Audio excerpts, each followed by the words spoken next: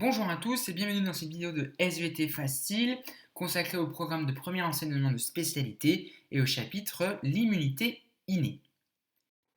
Alors vous avez ici une photographie en microscopie électronique à balayage d'une cellule dendritique, une cellule de l'immunité innée, et on peut donc se demander quel mécanisme l'immunité innée met-elle en jeu. Alors pour répondre à cette problématique, voici le plan de la leçon. Tout d'abord, dans une première partie, immunité innée et immunité adaptative. En deuxième partie, nous traiterons de la réaction inflammatoire, une première ligne de défense.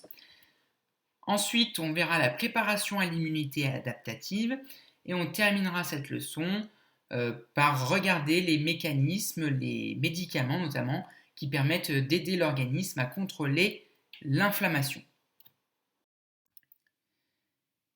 Alors, pour commencer, quelles sont les caractéristiques et manifestations principales de la réaction immunitaire innée ?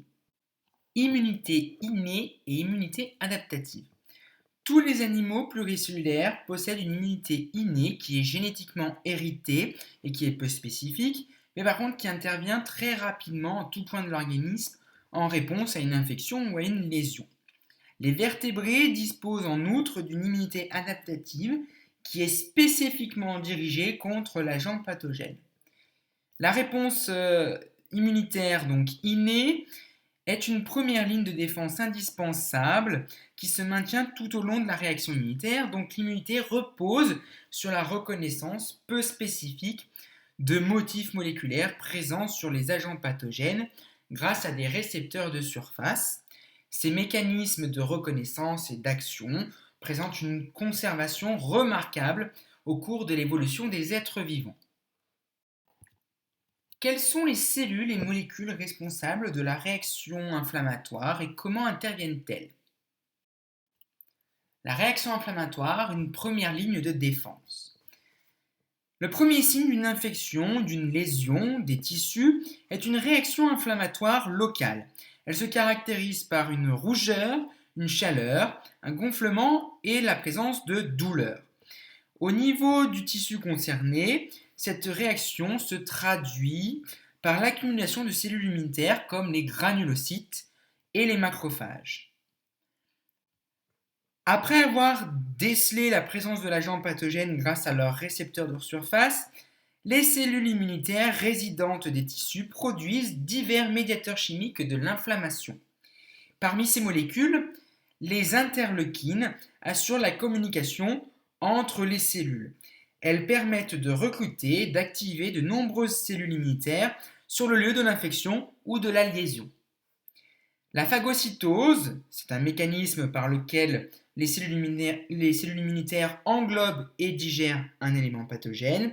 Cette phagocytose va limiter la multiplication de l'agent infectieux. Maintenant qu'on a vu la réaction inflammatoire, qui est une première ligne de défense pour l'organisme, comment la réaction inflammatoire permet-elle d'éliminer les agents pathogènes tout en préparant la réponse immunitaire adaptative ? La préparation à l'immunité adaptative. Certaines cellules immunitaires, comme les cellules dendritiques, migrent vers les organes lymphoïdes.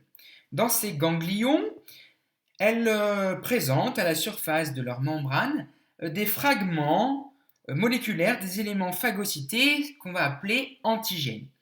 Les lymphocytes qui reconnaissent l'antigène ainsi présenté sont sélectionnés et activés, ce qui initie la réponse adaptative. Quelle est l'origine de la douleur et comment les médicaments peuvent-ils la réduire ? Aider l'organisme à contrôler l'inflammation. La réaction inflammatoire est à l'origine de symptômes très inconfortables tels que la douleur et la fièvre. Ces symptômes, on peut les contrôler à l'aide de médicaments aux effets antalgiques et anti-inflammatoires. Néanmoins, les effets secondaires indésirables de ces médicaments peuvent nécessiter une vigilance médicale. Pour finir, les mots à retenir de cette leçon, ganglion lymphatique, c'est un petit organe qui filtre la lymphe et qui gonfle lors d'une infection. Interleukine, c'est une molécule qui est sécrétée par les lymphocytes et qui active la réaction immunitaire. Macrophage, c'est une cellule immunitaire pratiquant la phagocytose. Médiateur chimique de l'inflammation, C'est une molécule produite par les cellules immunitaires présente dans les tissus en réponse à la détection de micro-organismes pathogènes par leurs récepteurs de surface qu'on appelle les TLR. Les médiateurs chimiques de l'inflammation contribuent à la réaction inflammatoire. Médicament anti-inflammatoire, c'est un médicament qui est destiné à réduire les symptômes d'une inflammation. La phagocytose, c'est un processus d'ingestion de particules ou de micro-organismes réalisé par certaines cellules immunitaires. La réaction inflammatoire, c'est la réaction physiologique locale des tissus infectés qui se manifeste par une rougeur, une douleur, un gonflement et une augmentation de température. Cette réaction est un élément clé de l'immunité innée. Merci pour votre attention et dites-vous bien que les ET ce n'est pas si difficile. À très bientôt.